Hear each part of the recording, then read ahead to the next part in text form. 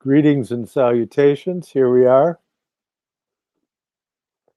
on another adventure, another quest into what is truth.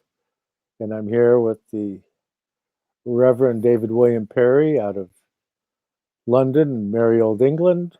And I'm here in Detroit, Michigan, in the US of A. And we're just humbly attempting to explore the caverns of human dialogue. And basically, that's what it is. It's a cavern. Because until you move from the cavern into the light, it's just a cavern. But like Plato's cave, fortunately, you have the fire behind you, so you can at least see your shadow on the wall. And that being said, I've been thinking of what I can do to give people more pieces to help improve their questions. And I keep reverting to a collection of lectures that was published quite a while ago. It's a Rudolf Steiner book. Well, it's published in 2000 as The Christian Mystery by Completion Press out of Australia. And they did cobble together kind of you could tell they were on a limited budget because the words are too close to the top of the page. They're trying to save money by using less paper. And then there was another edition of it published in the Vista series by the Anthroposophic Press with a wonderful foreword by Christopher Bamford. But included in there is like a selection of lectures. It's like volume 97 of the collected works.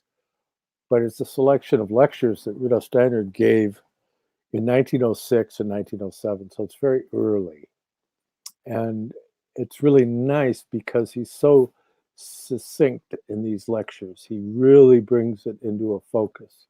And I've been speaking quite a bit lately on various podcasts because it's something I truly love, is his series of talks on the Lord's Prayer and the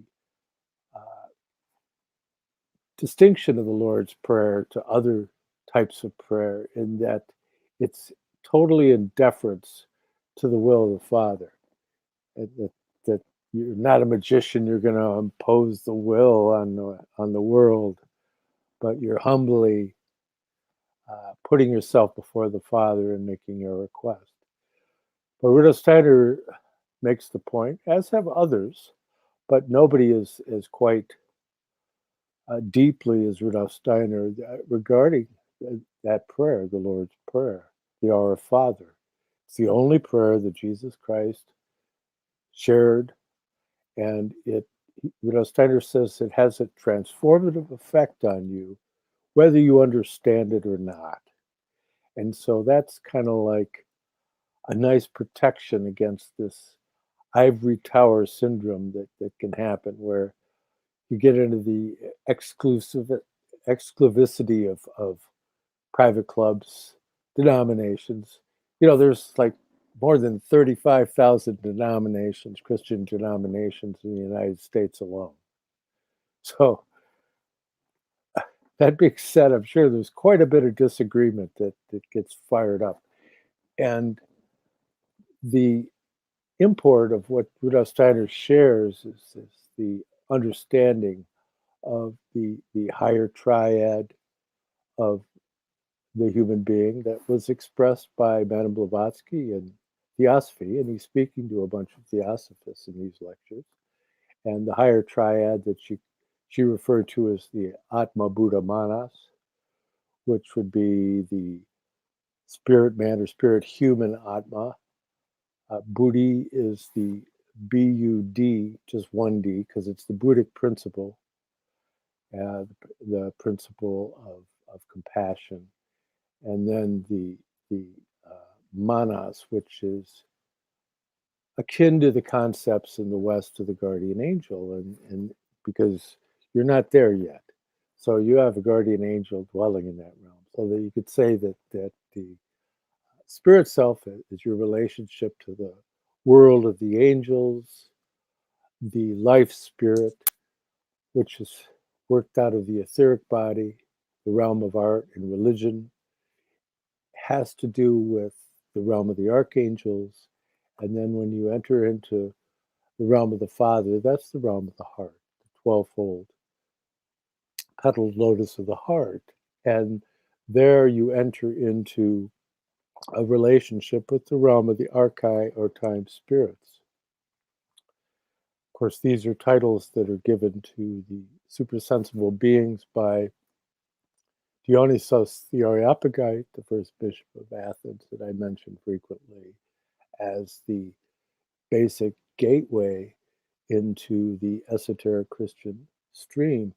And, some scholars, they kind of like are dismissive of Dionysius or Dionysus in that they say, well, it's written in 6th century Greek. And so therefore, it's not really Dionysius. And Rudolf Steiner makes the point. He says that it's real.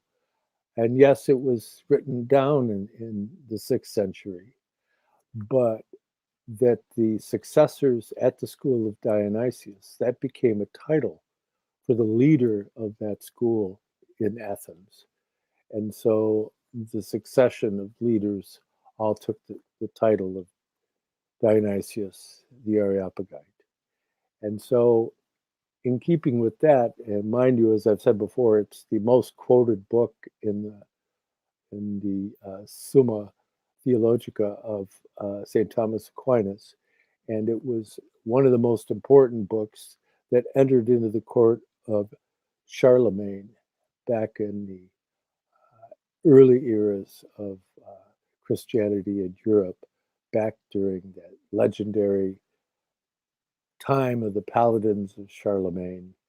And you have in Charlemagne struggling with the Saxon tribes with their pagan stream and trying to get situated and trying to develop a Christian culture. And so that you look at history and you say, well, geez, there's so much warfare and there's so many battles and struggles, the Counter-Reformation.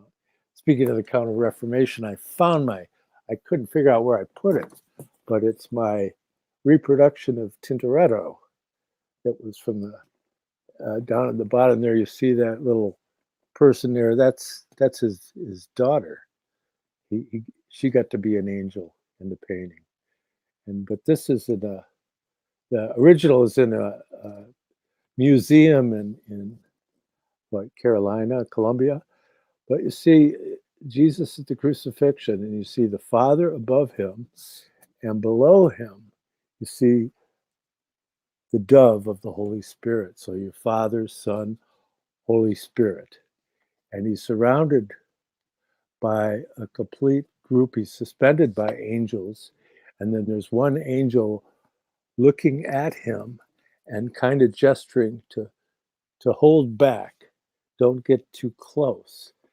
And the other angel is pointing towards the event. And this is like the central Grail event of Earth evolution. This is the transformation of Earth. In fact, Rudolf Steiner even had said, that was from the time of the Counter-Reformation, as I said, but so the struggle between Protestantism and against graven images and all that, and the church carrying so many images, and it's that imaging that is a real key to understanding the working into the etheric body, which is the life spirit, which is the mystery of the logos, and in getting to understand that, he says that, again, we've said so many times that art is higher than philosophy. See, okay, here you have philosophy, and then you have art, and then you have sacred deeds, we could call them, to actually go out and do something for somebody, right? That's the real test, and that it's the realm of sacred deed that transforms the physical. It's the realm of art and religion that transforms the etheric body. And then within the realm of thought, we transform the nature of the astral body. So overcoming our animality, so to speak, and to be able to develop into a higher level, ultimately getting to a point to where we don't need the ministrations of the guardian angel so much, because we've been able to evolve our thinking to the realm of the angels. And so that's just prefatory. There's a lot of things that I was going to break into. And as usual, I don't get around to it because it's an awful lot. I get up about 4 in the morning. And so I've put a lot of thought into this. And what is actually going to end up coming out, who knows? So, David, Reverend David, how are you? I try not to stop your flow, John. I try not to stop your flow. Well, yeah, I'm a shadow of my former self today, and I'm turning orange because we're in the British equivalent of a motel due to the fact we had our first TEDx Lambeth salon yesterday. So I'm a washed out rag turning orange in a Premier Inn lodge room. Exhausted from yesterday. Because not only was I helping as an organizer, I also was one of the participants.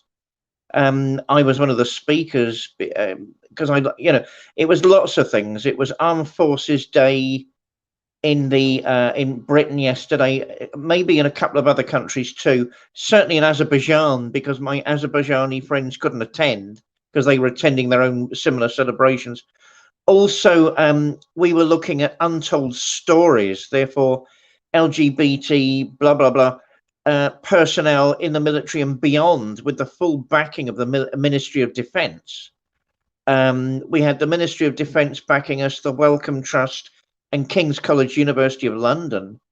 My own view is lots of, there are so many stories. My trouble with caricatures isn't that they're untrue, it's rather that they're not the whole story. So, I think the Ministry of Defence took our point of view, that there are other stories that need discussing as well for a fuller picture. So I found myself, as usual, nearly shouting at the audience because it was held in my church. It was held in Valentine's Hall, nearly shouting at them because I thought they're buggers aren't listening to the Christian message again. And of course, you can't say that on TEDx. So I couched it, I couched it in a particular way. And, it was, I had in mind, I suppose, American Christianity. I mean, there is no Christianity in Britain because you've got the Church of England, which manages to strangle it from the neck up. And in America, you've got endless born-again bigots, all of whom want this sort of open exam in the Bible Belt about how many points can they score against other churches. So I found I was talking about Kierkegaard, so it started rationally, and I hope interestingly, but I couldn't resist. I ended up shouting at the audience, look, it's not about how much you love your friends and your family, it's about how much you love your enemies. And, this look of shock coming over all of their faces with me thinking, oh my God, I'm not preaching. I'm going to be more careful. So, it was exhausting, including the bloody 2 hours of cleaning after the event. We didn't have any interns. When my partner, I spent 2 bloody hours cleaning, so everything was COVID bloody 19 secure when we left the building. So it was, I'm exhausted. I'm a shadow of my normal John Barnwell and David Parry self. What's happening over here? I mean, more lies about. I'll get to the bit I was telling you off air in a minute. More lies about the date when all the rules are finally lifted.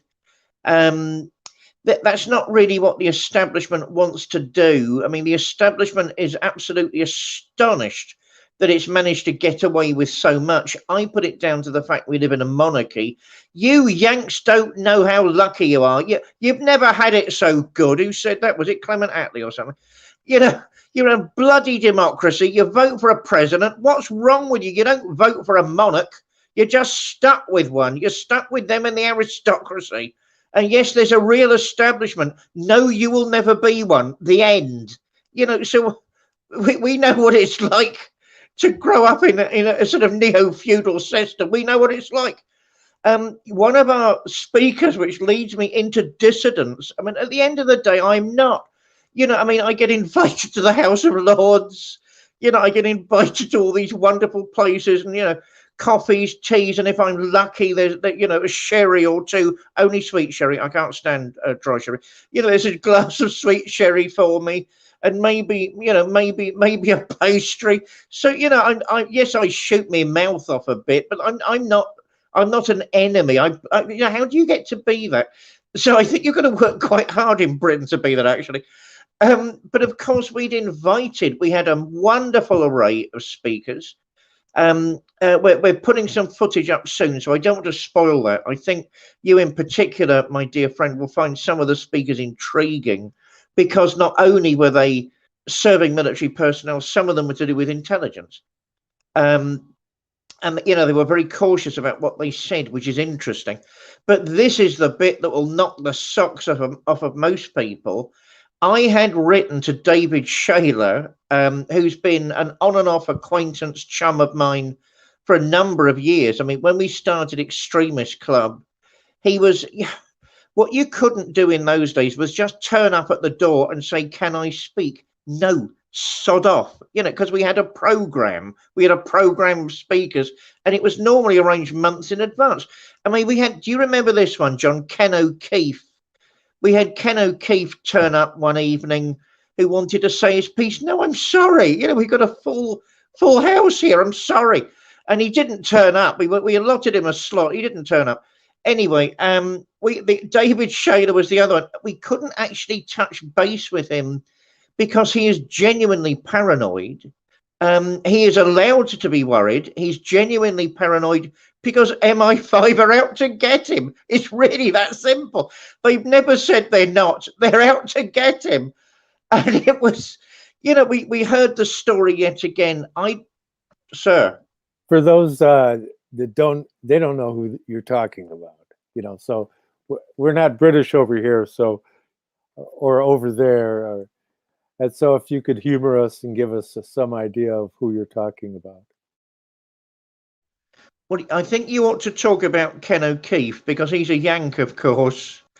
Yeah, he lost it somewhere along the way. Did you notice that? You know, this American serviceman whistleblower, what some fascinating things he said at the beginning. Then he seems to have lost it somewhere along the way. And now I don't know what the hell he's talking about. You know, please, you know, slow down and keep a narrative. You know, when personal stories suddenly become meta-narrative, the story of a culture, I'm sorry, I don't know what you're talking about. Are you talking about you, or are you talking about America, or are you talking about both? And if you are, can you explain that, please? So, but having said that, I respect Ken O'Keefe a great deal, and he was always very decent to me. He was very respectful. In terms of David Shaler, oh God, where do I begin? He was a spy. He worked for MI5 and he worked for MI6. It was Labour politicians. Oh my God, as usual. Mind you, they're all in it together, so it doesn't matter. He noticed something odd when he was working for MI5. He came across, he says, plans for MI6 to murder Colonel Gaddafi in Libya. Don't forget, it was basically only after the Second Great War that MI5 and MI6 admitted they existed. So all this is coming out into the open very slowly. And I'm one of those arch skeptics that think there isn't that much in public anyway, in the public arena, in the public domain. So, of course, MI6 is not meant to be going around killing foreign nationals, no matter how much of a pain in the arse they are. Also, of course, this was when Colonel Gaddafi had actually stopped being mad Colonel Gaddafi and was now being the international Muslim brother to everybody because he was getting older and basically wanted to win some awards and prizes everywhere. So he was Uncle Gaddafi to everybody by that stage. But apparently, according to Ken O'Keefe, that wasn't good enough for MI6. So he unearthed a plan whereby, and this is a typical modus operandi, apparently, for MI6. You mean Shayla, not Ken O'Keefe? No, David Shayla, not Ken O'Keefe. Yeah. Where they would leave a car bomb, normally an explosive, underneath one of Gaddafi's cars, and it would explode. And, oh my God, all these terrible people in Libya, they're all crazy Arabs. They can't be trusted. So MI6 looks like a group of angels, as usual. It wasn't to do with us. I mean, it was then that David Shayla realized not only is that illegal, I mean, we don't have a written constitution like you lucky Yanks, but we do have something called Hansard, and we do have international law, which we've got to adhere to at least most of the time. So not only was that illegal, also they're meant to inform Parliament and get permission for those types of operation, and none of that had been done. You got me doing it now. David Shayla apparently reported this to his superiors, and that's when it all went horribly wrong. They didn't know what he was talking about. They didn't want to know what he was talking about. And he felt somewhere along the way he had to bring this to the attention of the powers that be. So he started making it known publicly. In other words, he became a classic and real whistleblower. And then the parliamentarians, Tony Blair, my own humble opinion, I don't think much of Tony Blair, I'm sorry, just did his best to wipe it all, brush it all under the carpet. There's nothing happening here, sir. Move on. There's nothing to see here. Move on, please. And it was Robin Cook, a serving member of one of Blair's governments, one of his cabinets, to blacken David Shayla's name, to say, there's this mad guy talking rubbish. And it was misrepresentation and government direct public attack and Secret Service attack after that time. I mean, he went to jail for a while. Nobody's ever proven him wrong, plus the fact there are documents to show he's right. And of course, the unforgivable sin is that he was the one that then said, by the way, MI5 is surveying you. It is studying, it is listening in to any call in the country it wants to, any conversation. There is no freedom, you're being watched. And that, apparently for the British establishment, I don't know why that's news to anybody, but apparently that was the bridge too far. And that's why they've never forgiven him and made it very clear they've never forgiven him. So he's allowed to be paranoid. He turned up 10 minutes before the slot. I had to convene. We had a historian, Dr. Chris Smith, who's writing, about the Cambridge Five. Is there a sixth? Is there a sixth? He's written about the Cambridge Five. Cairncross was the most interesting one. It's not to do with being LGBT. That's very, very clear from everybody's documents flowing backwards and forwards. If anything, it's to do with money. You can't serve God and Mammon. That proved right yet again. So, I mean, I think it was Philby that was the only real communist. I mean, that was the real ideological card-carrying communist. The rest weren't. They wanted some money, as opposed to Cairncross, this sort of twisted working class, because all the others are awfully posh, twisted working class genius that was never given a chance to speak his mind. So with him, it was just him against the establishment. That makes so much sense to me. Rather like David Shayla. Dr. Chris Smith had to leave to catch a train, so I had to convene what was left of our meeting yesterday, and basically we gave the floor to David Shayla for the simple reason I think your story needs to be told again. It needs to be mentioned. and he didn't let us down. He obliged us.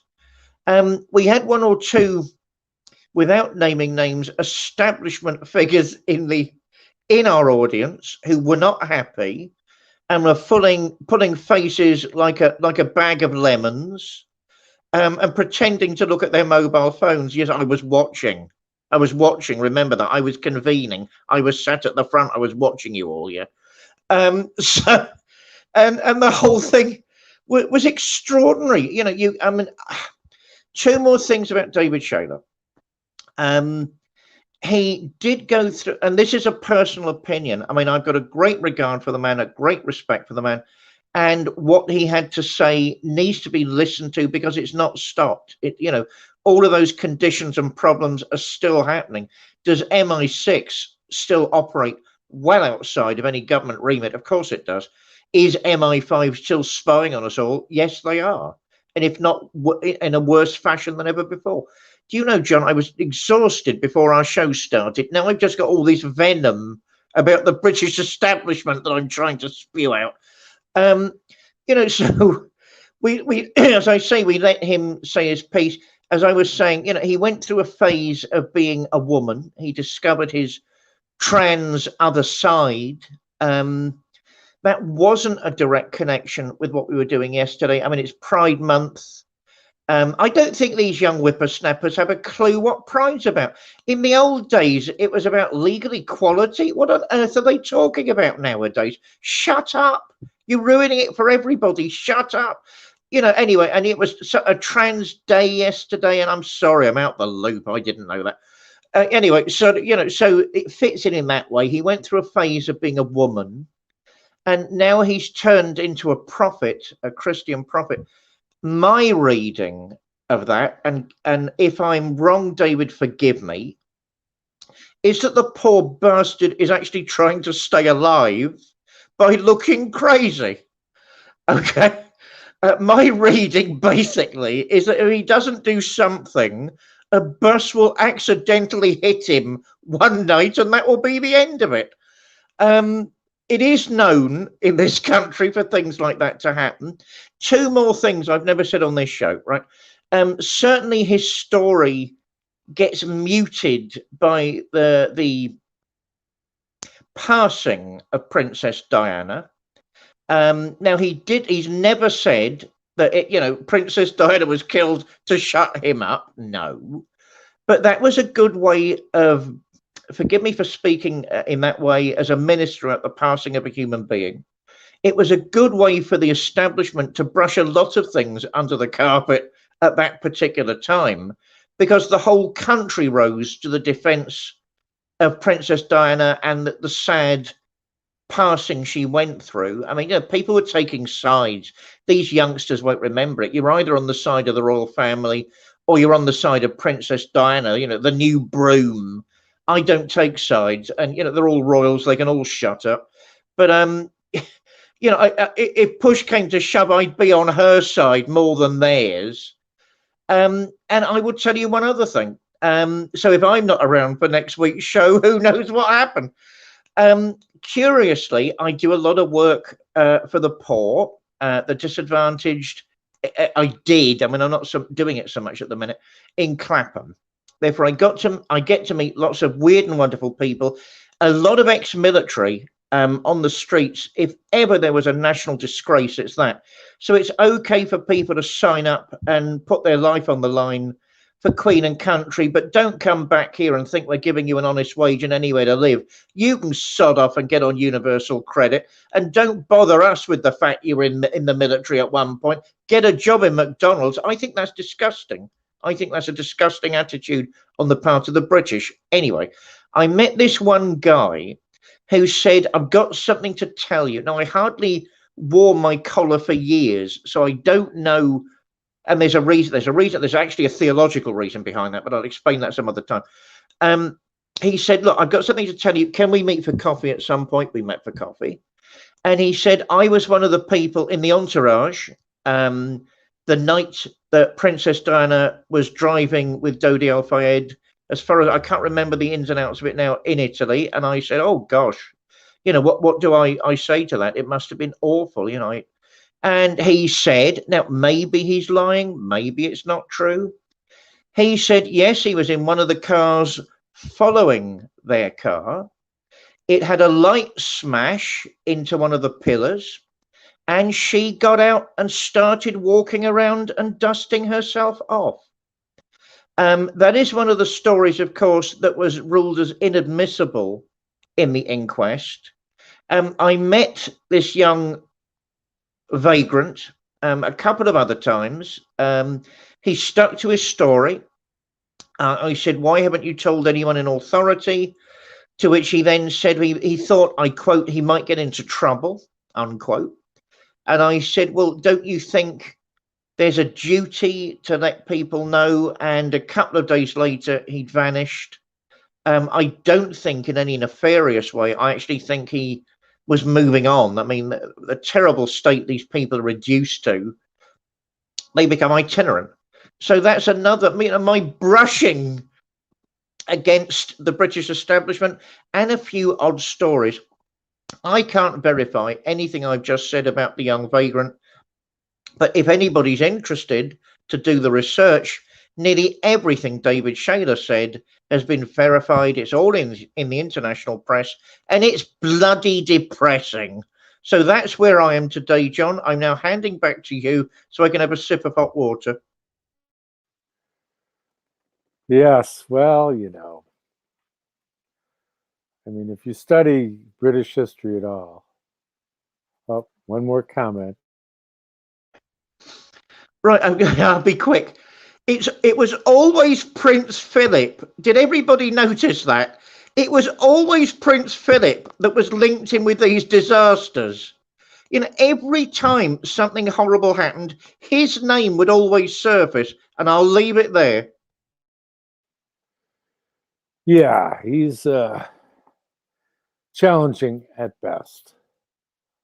I don't wish to speak ill of the dead, but he's not really my kind of guy. But we'll just leave it at that. Yeah, I think that, I mean, Diana, Lady Diana, in fact, hold on a second here. I'll be back in 2 seconds.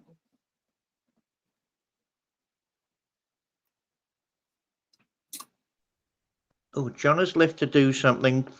So what I'm tempted to do is burst into my world-famous rendition of Ethel Merman, singing There's No Business Like Show Business. I do it. What an absolute trooper that woman was. And that is clearly her best song. The trouble is, I don't think I've got enough lubricant in my throat to actually go through with that threat, and hoping John comes back any minute now. There we are. He's back. I think I saved it, and I got an Ethel Merman gag into the show at the same time. Handing back. I was looking to see it. I couldn't find it, but I have the crest of the Duchess of Kent mounted in a frame, which has since been usurped by the consort of Charles. Anyways, yeah, a dear old friend of mine was the chef at the wedding of Prince Charles and Lady Diana. I used to fly out to California once a month and have dinner with him and a group of friends out in San Diego. But everybody loved Diana. And she lived in deeds. She actually did it. That's that real heart realm. So she was the Princess of Hearts. Really, I think that for many, many people, and in her passing, the world cried. You know, and you can't vouch for somebody more than that. So she has a very significant karma in human culture, which is not particularly easy to evaluate because she came in as such an innocent, and I'm sure that she was confronted with certain things that she couldn't believe. And it's just like, I don't know, that the stories I've told before, you know, but some of these people aren't so nice. I'll just leave it at that and move on. In looking at to shift us into more a metaphysical direction, because I try to emphasize the redemption aspect here. And this morning I was considering the traditionalist authors, Rene Guénon, Fritjof Schuon, Ananda Kumaraswamy, Martin Lings, William Stoddard. There's a whole group of these scholarly figures in the studies of religion studies. And it's called the perennial philosophy. Oh, David took off. Anyways, it's called the perennial philosophy. And as you delve into that, you find that it's centered around Rene Guénon, who was a French writer who's actually quite a interesting writer. And I don't discourage people from reading the traditionalist authors, because they find a lot of, they're always digging for the similarities between all the different world religions, with the emphasis on traditional culture, and that the whole idea basically is Rene Guénon's crisis of the modern world, and that we've gone into a stage of decadence, and that we've lost our connection with traditional cultures. And I think that, yeah, a lot of that in its old form has kind of lost its sheen, the consciousness, the evolution of consciousness. And but if you look at the work of Rudolf Steiner, and then you compare it to this group of people, and you'll get to an understanding, because they all tend to congeal around Hermeticism, or Hermetism is it would be further refined by Valentin Tomberg. And you go, well, what is that? And when you get into what Rudolf Steiner said about the relationship of Hermes and Moses to Zarathustra, you see that it's a very interesting point, because the mysteries of time is the realm of Moses, whereas the mysteries of space is the realm of Hermes.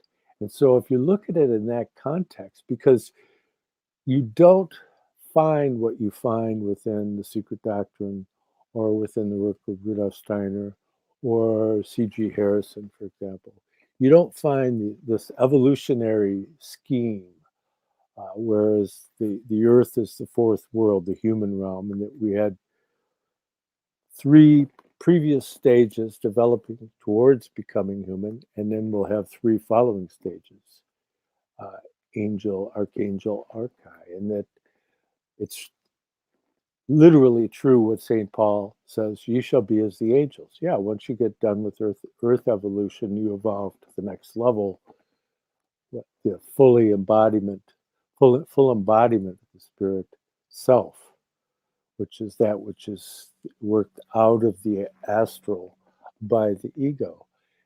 But if you get into the works of these authors, you'll see that they're doing all this comparative analysis, but it's all timeless, okay? And that's really important to understand, because they kind of root their dialogue in Advaita, or non-dual Vedanta. And in Advaita Vedanta, of course, is hearkening back to the old Indian mysteries, and there's no Christ to be found in them. And it's also telling that ultimately, later in his life, Rene Guénon moved to Egypt, and he converted to Islam, which is fine. But in the meantime, they don't deal with the content of Rudolf Steiner or of Madame Blavatsky. In fact, I referred a friend to William Stoddard, who lived in, I don't know where he is now, or if he's even still alive, but William Stoddard, one of the authors, was living in Windsor across the river, and he went over to see him, and he came back and he told me, he says, if I bring up Blavatsky, Steiner, or Carl Jung, he shuts right down. And they won't even talk about it. It's like something that will disqualify you from being taken seriously. And so you see, there's a real distinction there. And Rudolf Steiner said, if you compare similarities, you also have to compare the differences. And it's that nuance that makes things distinct. And so the tendency within traditionalism is to see Jesus as he's just an initiate. He's a highly evolved human being.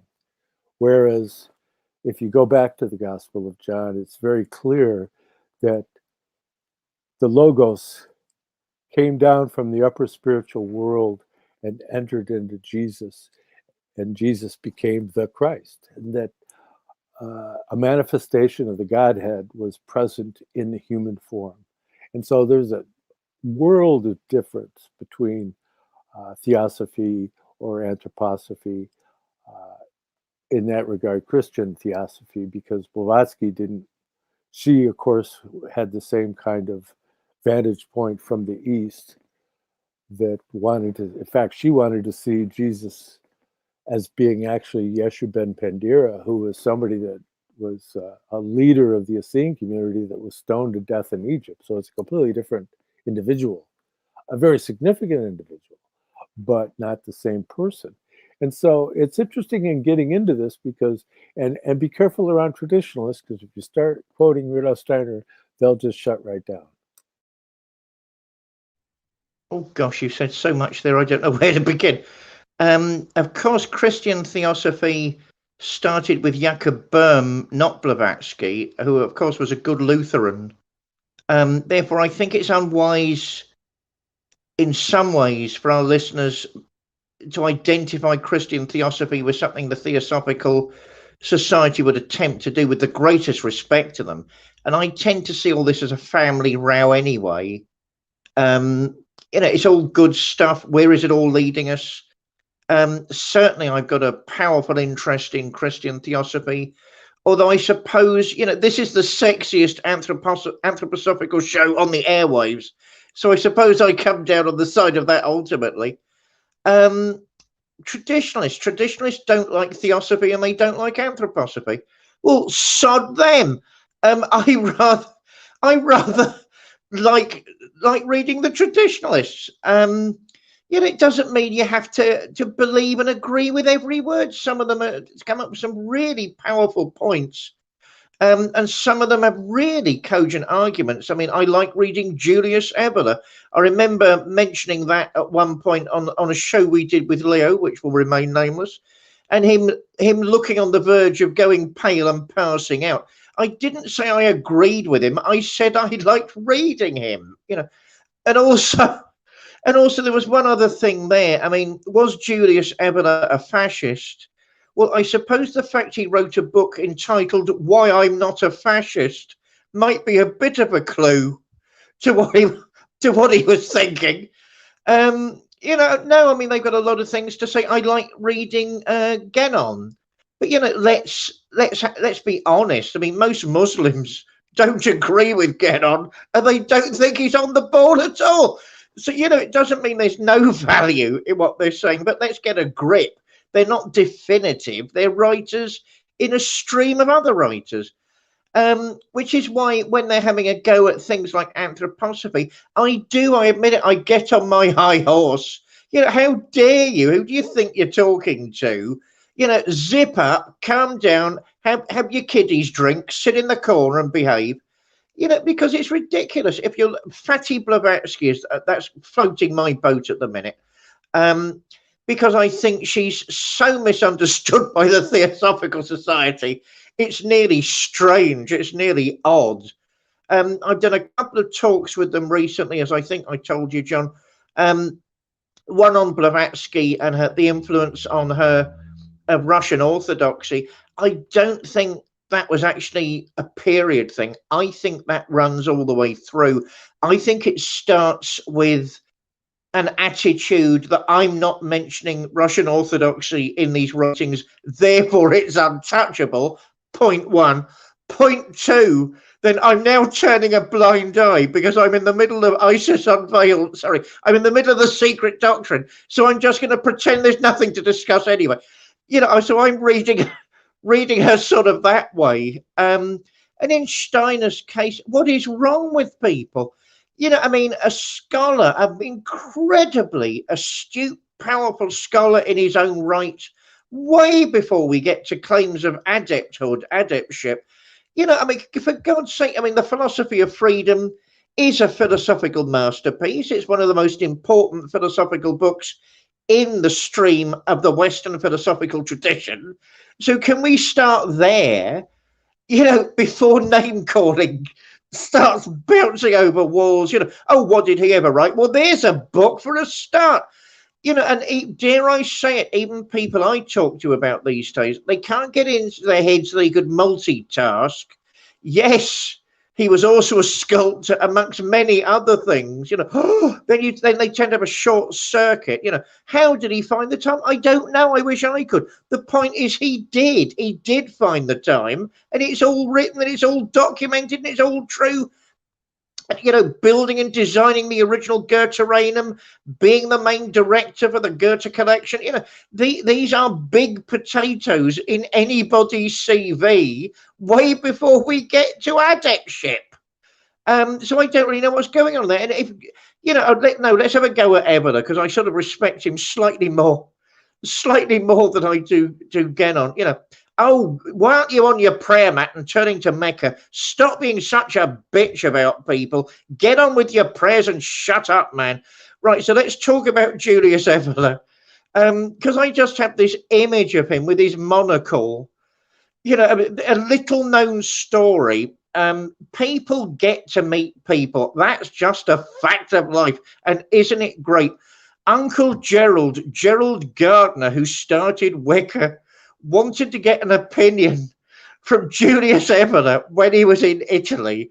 So he goes to visit Eberle and takes a couple of I think they were reproductions of woodcuts, of lewd scenes from the ancient, I think, Etruscan culture, ancient Etruscan world, to show to Eberle, don't you think that's witchcraft?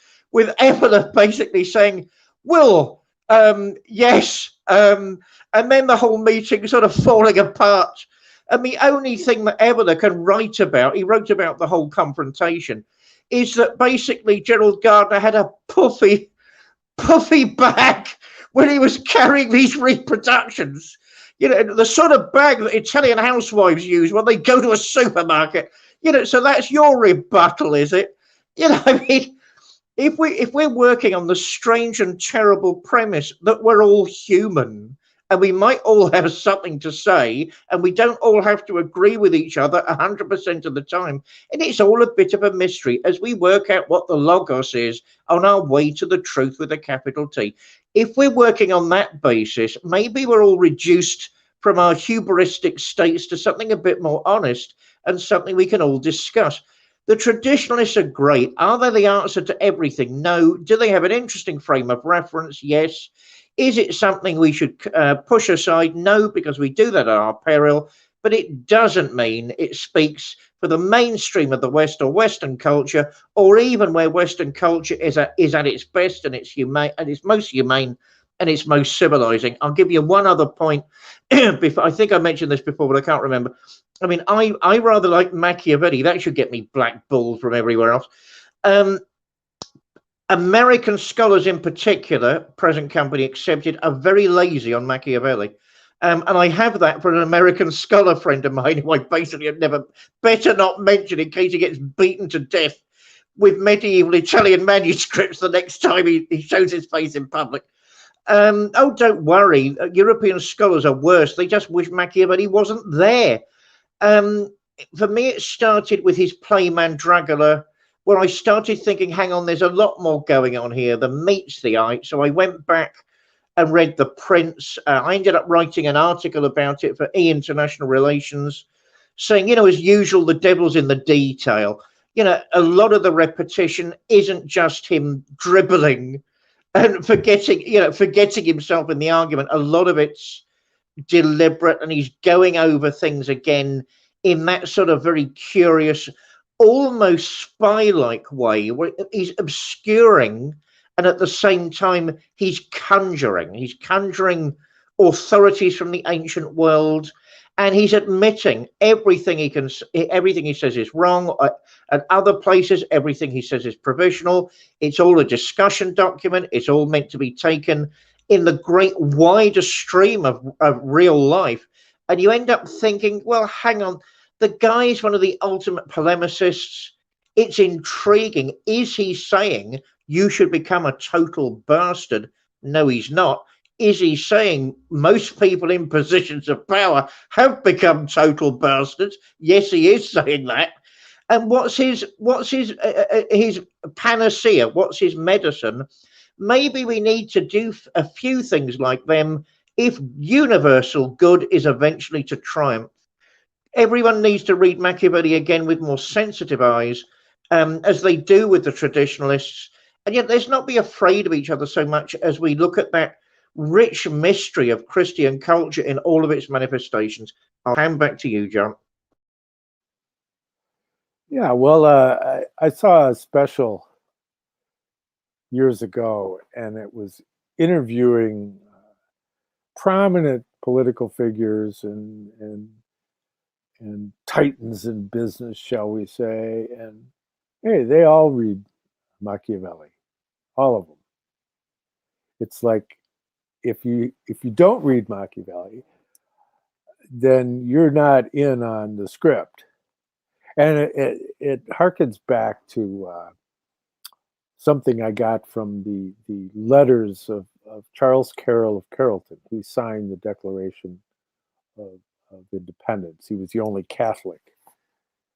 Charles Carroll of Maryland, and he's giving advice to his son, and who he's sending to England to study law. And he says, I'm not sending you to study law so that you'll become a lawyer. I'm sending you to study law to protect you against the lawyers. And so it's got Machiavelli, I think, is in that spirit a great deal. He's saying, if you look in the corridors of power, this is what you're going to find. Wake up. Don't go in there. It's like, oh, these are all great people and they all wish you the best. Because they're a bunch of backstabbing charlatans to the large extent, and we really found that out here. You're stuck with permanent fixtures.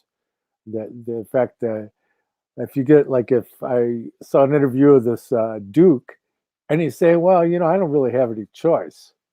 I was born, and because of who I am and in the entail, that I'm a Duke. The only way I could get out of it is commit a felony or die. So it's like, kind of like, it's pretty crystallized. And it's interesting, and the stratification of European culture that you don't even know, but you're being excluded because of your accent.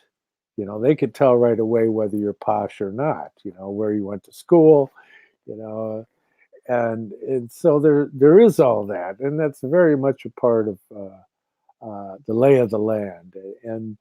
But in getting into the corridors of power, of course, it goes back to that same old quote: "Power corrupts. Absolute power corrupts absolutely. Powerful men are almost always bad men." And that's what Lord. I can't think of his name right now. But he was a Catholic, by the way. There wasn't a whole lot of Catholic lords floating around England at that time. So there's always this machinations of power, and that was kind of the downfall of Rome.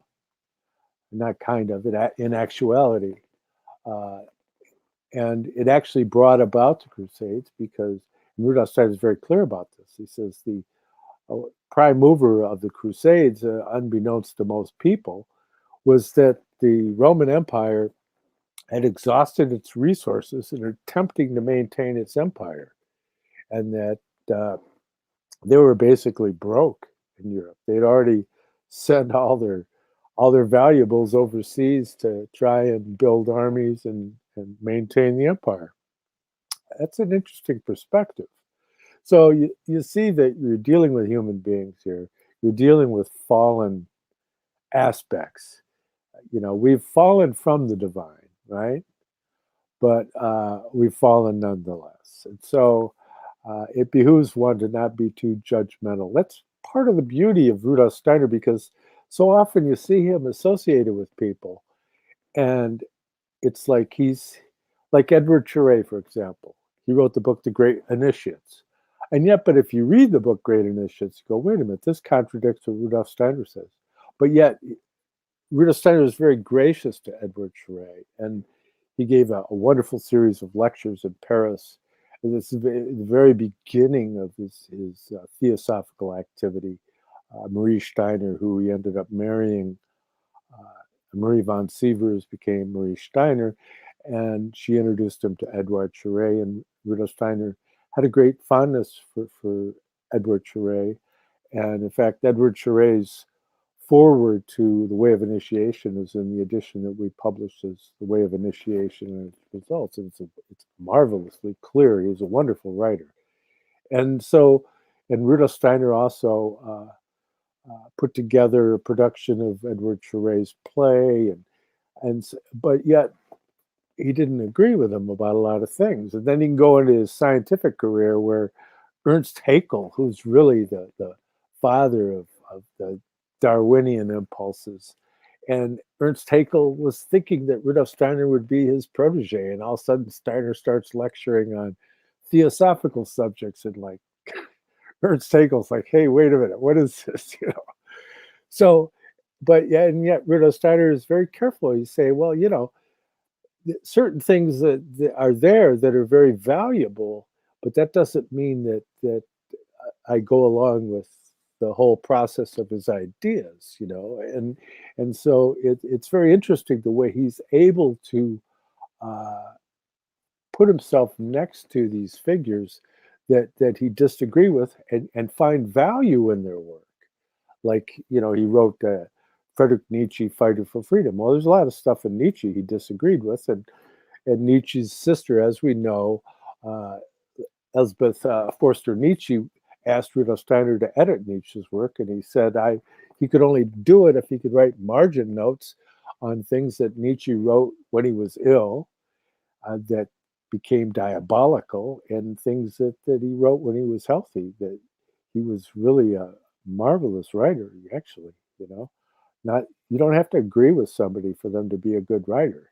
It's like I have such a challenge dealing with some people. They get triggered, I'll refer to certain things and they get all triggered and get upset. It's like, I don't know what to say, but I try not to do that myself. In getting into it's funny, where did I put it? I captured a quote today, and I think it's a good quote that I'm just going to share. It's very brief. It's from Mark Hetzel in his book, The Zealoter, A Modern Initiate, explores the ancient mysteries. He says, the sleepers are those who have not elected to follow a spiritual path. They are content with the realm of appearances and want only to be left alone, to sleep. And I guess amongst those, we could include a lot of the people that are big fans of Machiavelli, applied Machiavelli, like try to be more Machiavellian than the next guy. And that's how to win friends and influence your uncle. I like Dale Carnegie. I'm sorry. I've got a soft spot for Dale Carnegie.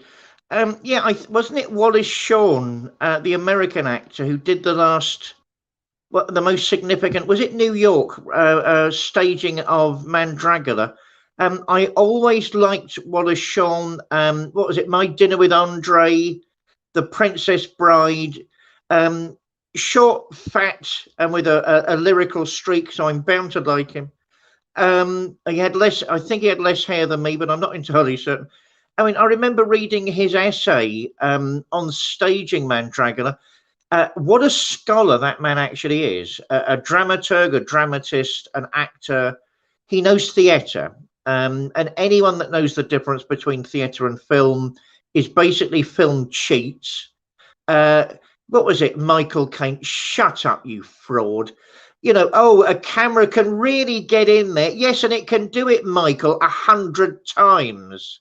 You know, if you die on stage, you die on stage, and they all want their bloody money back. That's the difference.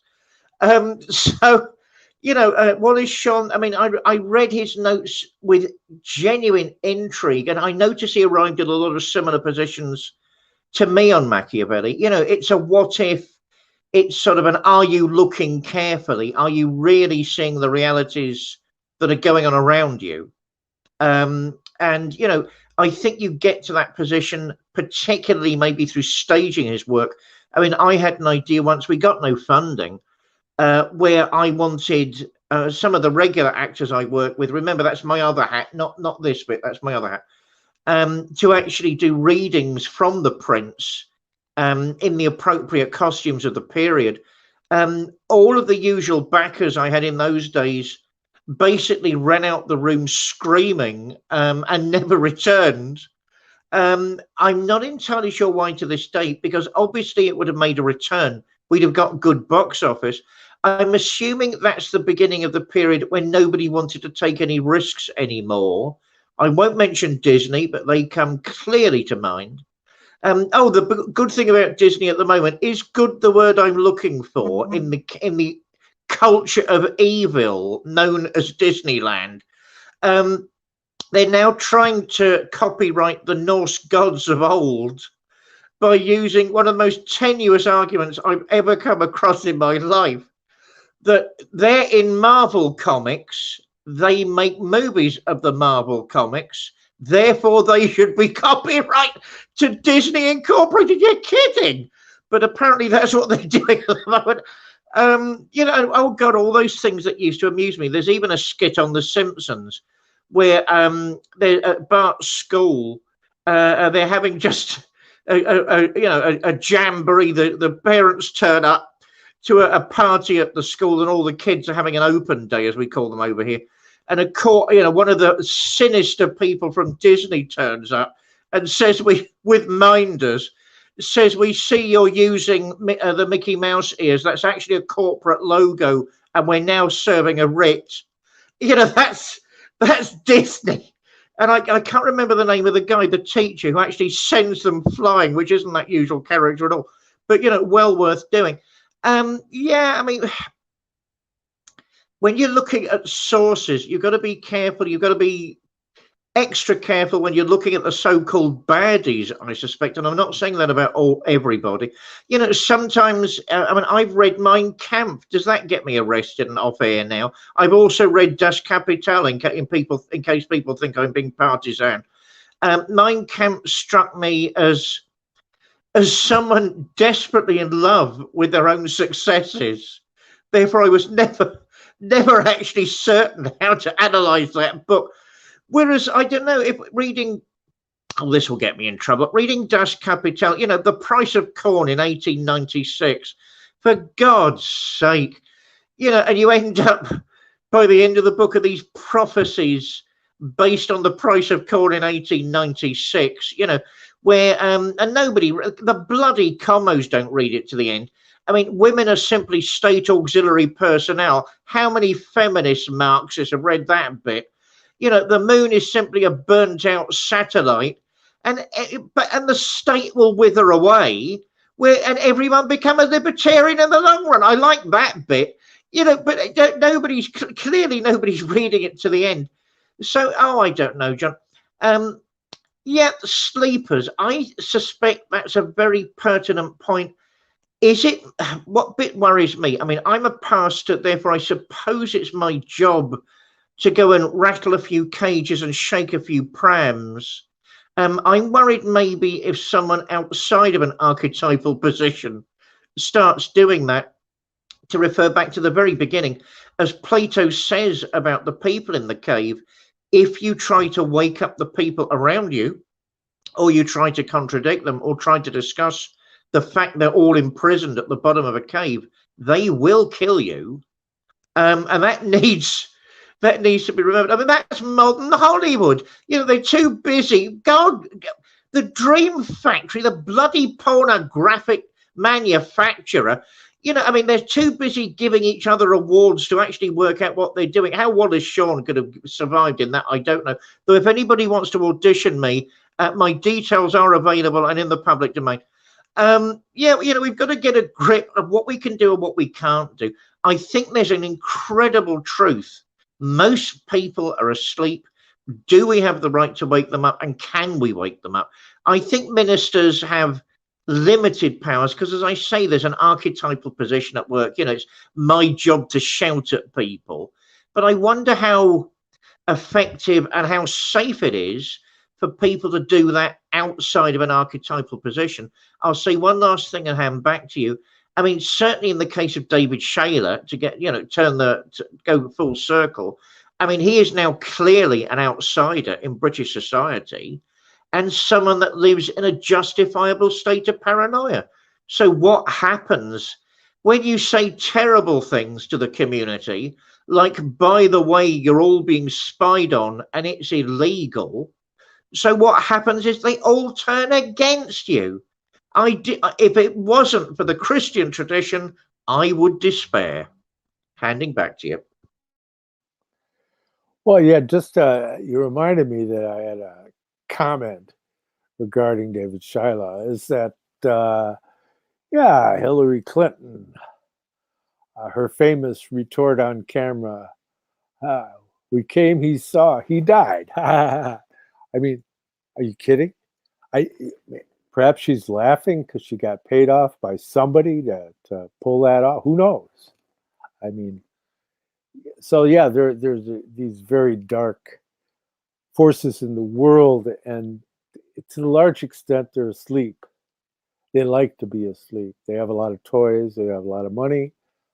Rudolf Steiner was very clear, and in fact, he said that World War I began because I believe it was a dozen or a couple dozen sleepwalkers that they really didn't realize what they were going into. They just kind of, okay, now let's do this, you know, and what they'd done is like what's going on in the world today. It's like, are you sure this is really what you want to do now? It's like, because we are like voluntarily entering into precarious situations, you know, just walking into them. And the whole idea behind it, you get the feeling that they don't want it to succeed. And so there's this whole strange miasm of layers of stuff it's all that trying to cover it up, but nobody can keep a secret anymore, and things that come out in a matter of days. People disappear. You know, it's messy. Truth is messy, you know, in this day and age. And to get into the redemptive aspect of it, because you have the challenge of going through the age of the Son. And then, but in the future, as we move into the age of the Father, because of the open faculties of mankind, to where they'll be able to work consciously with the divine spiritual powers, that there will be a tacit agreement without any coercion whatsoever, that it will have a certain almost mathematic certainty of conviction regarding where goodness lies, that love is a very real force. But in going back to the story of paradise, the paradise legend in Genesis, Rudolf Steiner said that the force of divine love was dwelling in this warm womb of darkness, and it was the rebellion of Lucifer that because the Luciferic powers had not fully succeeded in the previous planetary existence to evolve, so that they wished to dwell within the realm of light, and so they opened the realm of light to mankind. And so that's the light bringer, the Lucifer, the light bringer. And as a result, that the Jehovah, along with that womb of love, he had to include the consequences of error and pain. And that's that because of eating from the apple from the tree in paradise that brought about knowledge of good and evil. Well, you don't have good and evil unless you have freedom. And so there's that whole challenge. Can we freely act in harmony with the divine spiritual powers? That's the challenge. And that's the process of the Lord's Prayer, returning back to the Lord's Prayer, that there's that whole idea of thy will be done that is the mood of soul of the Lord's Prayer. And so it's something that's definitely worth spending a great deal of time considering. And so we're very fortunate to have in our company here our dear friend. Might as well get to the book episode. Here's David's first book, The Grammar of Witchcraft. And it's a wonderful book. Shakespearean study. No, it's not on witchcraft for any of you that might be newcomers. Here's the Shakespearean-esque poetry, Caliban's Redemption. No, that's not a picture of David. And his masterwork basically is Mount Athos Inside Me, a wonderful mystical study. It's essays on religion, Swedenborg and the Arts. That's Emanuel Swedenborg.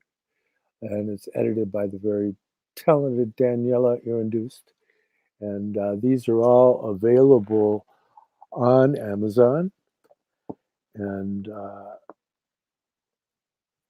here, for my books, my first book is The Arcana of the Grail Angel, the Spiritual Science of the Holy Blood and of the Holy Grail, a study developed out of the work of Rudolf Steiner of the underground streams of esoteric Christianity, which flowed from the Brotherhood of the Holy Grail to the Order of the Knights Templar and the True Rosicrucian Order, which is some 640 pages with a great many Grail diagrams that are also reproduced in my second volume, and which is The Arcana of Light on the Path, which is a slender volume, more of a meditative tool, but all the diagrams are included in here, and that lay out the cosmology of Rudolf Steiner's spiritual science.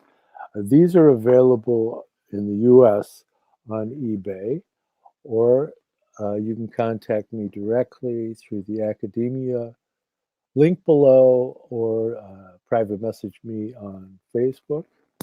And but in the US, you can get them on eBay.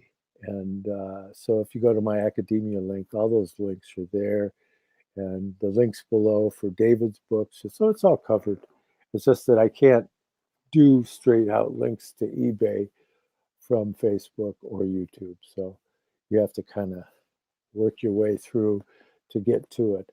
And also on the academia page, you can download for free a PDF of the foreword by the wonderful astrosopher William Bento, which is the foreword to my second book, where he discusses my first book. And so, that being said, that's my little thing. And if you want to buy us a cup of coffee, it's paypal.me/dperry777 for Reverend David, or paypal.me/John Barnwell 888 for me. And I do like my coffee, and so does David. Where is his new channel at? I miss seeing. Yeah, Leo. Leo's. He mainly does stuff in Italian. I haven't spoken to Leo in a couple of weeks. He's a real firebrand, and so he keeps getting in trouble and getting his channels canceled and all that. So I don't really know where he's at right now. I should talk to him and get an update. Maybe he's on Gab, or who knows. In any regard, where were we? Oh yes, we were with the Sleepwalkers. Yeah, so let's try not to be sleepwalkers ourselves. I mean, I find myself it's difficult to try and stay focused. And you look at the people that write very intense poetry like Rana Maria Rilke. I mean, he was able to do that basically because these rich people would let him go stay at their castle, you know, or their chateau, where he could just have that quietude and be able to be creative on that level. And that's what makes someone like Goethe so remarkable, because here's a guy who's like, geez, he's an administrator in the court of the Duke, and then he's doing all this scientific stuff, and he's writing Faust and all this poetry and novels. And you know, you look at some people like him or Rudolf Steiner, and you go, how in the world could anybody do that? And so it lends credence to what David was pointing to before. Again, I saw somebody trying to criticize Rudolf Steiner's comments about Christian Rosenkreuz the other day, and I just restrained myself. I thought, it's not my job to straighten this guy out. But because if you look at Rudolf Steiner's work and you go, okay, there's over 6,700 lectures with complete internal consistency, and he made it all up. I mean, I can't even think that thought. It's not, you couldn't do it. There's that old story. That's why, like, when they interrogate you, they have you tell the story, then they have you tell it again. Because if you change your story, then obviously you're making it up, right? And it's obvious that Rudolf Steiner isn't making these things up. So in my mind, that just, and we've tried to find inconsistencies in him for some 45, 50 years, Douglas and I, and our a little circle of people. And I'm sorry that it's completely internally consistent. So at least one could suspend disbelief and read it just for the sake of having something to do, rather than watch Netflix, which is, by the way, one of the founders of Netflix is like talking about a descendant of Edward Bernays, the author of Propaganda, you know. So it's like, I'm sorry, they got us surrounded. And they're the people that are perhaps least equipped to have some kind of wholesome human culture in mind. And so here's where we're at. So what we have to do is homeopathically try and do our little part, I think, and just be a redemptive influence, at least for part of the day. Right, I wasn't expecting you to get me in at that point. I'll be brief because I know we're coming to the end. If people don't believe in black magic, look at the career of Edward Bernays, and you'll very, very see where you're wrong. How did that man get away with it and get such public adulation? Because he was appealing to the worst parts of human nature. There was something the previous Richard Chartres, the previous bishop, one of the previous bishops of London, said, that it wasn't so much a question of belief or disbelief nowadays. It was a question of whether people thought it was justifiable to believe in anything or not. And, God, have things really sunk that low? And I'm afraid they have. It's not a question now of what your beliefs are. How do they measure up against mine? How do they contrast with mine? Now it's a question of, why do you believe those things? We're being reduced to the level of automatons and vegetables. You need to say something. I'm handing back.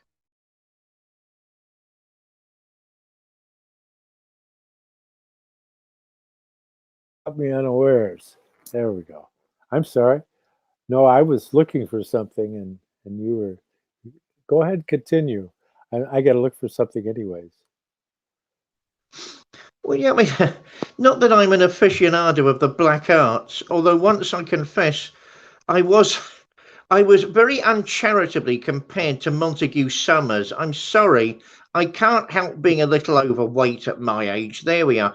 Of course, he was actually an old Catholic. It's not true that he wasn't ordained at all. I mean, I love his books, actually, and I love the sort of crypto-medievalisms, and I love the descriptions. I noticed, I mean, this is just completely in a tangent, all this stuff. Some British witches recently wrote something about him in one of their magazines, which started out, we know he's not a witch, but he wrote so wonderfully about the seamier side of witchcraft that we're including him. I mean, that got the character of the man, I think. Yeah, I mean, he had a spat with the Romans. He was having a go at somebody. Was it a Jesuit? I can't remember. So long ago now. You know, who basically said that he didn't believe in any, vampires, werewolves. And Montague Summers started quoting him in some of his books, saying, "The openly skeptical father, blah, blah, blah. Forgive me, I will look it up for next week." To which he made the mistake of thinking Father blah, blah, blah hadn't heard of him or his work, but he had, and wrote a letter apparently to Monty saying, "Sorry, where were you ordained?" And everything went really quiet. But of course, the truth of the matter seems to be that he was an old Catholic, the group of Catholics that separated themselves from the mainstream current of Rome because they wouldn't go along with the highly questionable concept of papal infallibility. Can any human being speak with the voice of God or for God? No, no, no, no, no, no, no. There we are. It's simple. N-O. No. You know, what bit don't you understand? The answer's no. There we are. It's as simple as that. So I think you either admire Monty's work or you don't. I do confess it starts to filter in to the dark arts for me. I mean, I noticed. So I used to love reading Dennis Wheatley when I was a callow cub, because it was clear he was interested in the subject. I mean, that guy was so posh. Most of his books have nothing to do with the occult, as you know, John. But it's all stuff like wine tasting and how you go around having a damn fine dinner at such and such a place. I think it came as a shock to him as well that the occult stuff caught on. But of course, he was a man about town, and he had both the enfant terrible at Aleister Crowley and Monty Summers round for dinner at one point. And he was asked by some wry British journalist, what was it like? And he confessed he was more afraid of Montague Summers than he was Aleister Crowley. And so, yeah, the whole Bernier thing. Oh, what a disgusting individual. What was he? One of the nephews of Freud or something? I actually quite admire Freud. I think he started the ball rolling. No, I don't agree with a lot of the stuff he said. No, I'm not a Freudian, but credit where credit's due. You get all these young soldiers coming back from World War One. Chemical medicines aren't working, and the guy comes up and says, look, we've got to find another way of treating them. It's really as simple as that. Most of the things we're working with currently aren't working. That's how psychotherapy started. That is noble and laudable. The trouble with Freudian theory is he doesn't seem to have cured anybody of anything in his life, but he started a necessary ball rolling, and credit to him, but not to his family, if that's anything to go by. Now I'll pass back to you. Yeah, well, Sigmund Freud, I mean, there's fairly recently, a study about the past of Sigmund Freud, and that he was a victim of abuse as a child.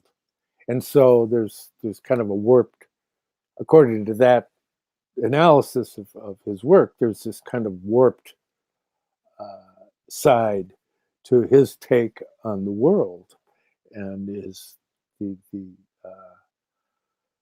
way in which he relates to sexuality as identity. And I don't want to get into the whole thing, but basically Rudolf Steiner's analysis of psychology is that their assessment is amateur, basically, because they don't even know what a human being is. It's like, if you don't have an understanding of the supersensible being and destiny of mankind, you don't really know much about the esoteric. You don't, I mean, it's like you can't skip steps. you may stumble into it on your own. You go through all the initiation, you end up becoming enlightened, and you go, oh my God, it's true. But that's a long way to go. It's easier if you can kind of build this hut of your experience, and that out of that, be able to work with ennobling your astral body into manas or spirit self, ennobling your etheric body into life spirit, and ennobling the physical domain much farther down the road, with the Atman or spirit human, spirit man, what have you.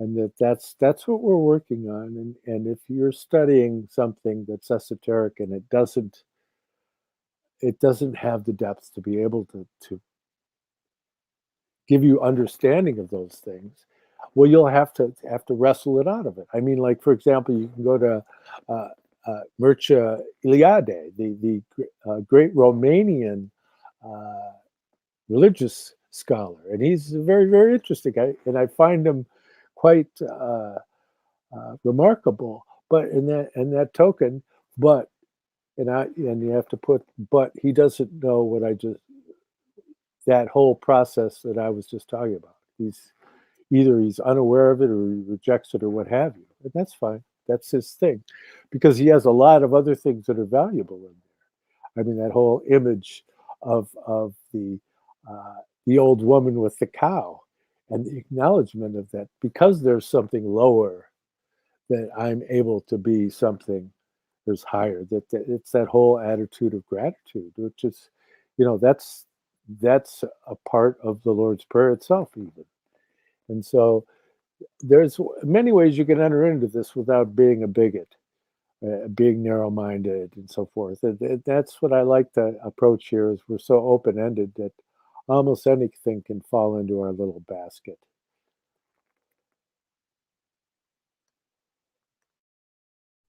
Right, I'm assuming that's me coming up to rounding off. One last thing about psychotherapy. Even the enfant terrible, Aleister Crowley, had his moments. I'm paraphrasing this story. Somebody asked him once about Freud and Jung, to which he replied, I'm sorry, did you mean fraud and junk? Which is a bit harsh. But, he was aware that there were magical and super sensible levels to a human being. So he felt he could make a searing remark. He's not all bad. He has a sense of humor. I mean, ultimately he's bad and he's a black magician, but he's a very good writer. On that rather disturbing note, oh, my dear friends, it's my honor, it's my privilege, it's my assigned role and task to round off each of these episodes with a prayer. I mean, what do I feel like saying this week? Cut each other some slack. Be gentle with each other. You never know what's happening in somebody else's life. You never know what they're going through. You never know what they're facing. You never know what they faced. You never know the torments and trials and struggles of somebody else's soul. So love one another. Let's all try and love one another a bit more. As I said at the very beginning of this show, it's not the mark of a Christian to love the lovable. It's not the mark of a Christian to love those that are intimate and of love in our hearts. It is the job, the mission, the destiny of a Christian to love our enemies as ourselves. And that is the mark and measure of how we live the gospel. May the angels be with you until next week. Amen. Amen. Thank you so much, and everybody, thank you for showing up, and we'll see you next week.